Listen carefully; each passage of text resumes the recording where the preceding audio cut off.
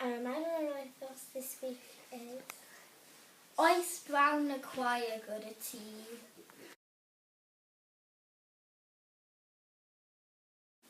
This means, have you got a brother or sister? As oes is in the question, Oes and nagos is in the answer. if you had a brother, you would say, Oes my un brawd gyda fi. but if you had a sister, Oes my un chwaer gyda fi. if you didn't have a brother, you would say, Nag oes, does dim brawd gyda fi.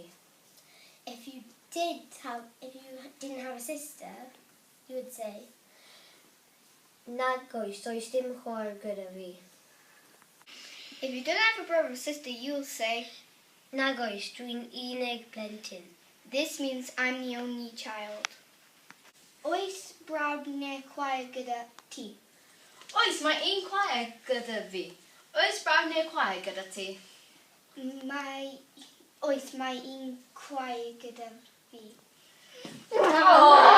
we are this week's spies and we are looking out for you. Poor luck.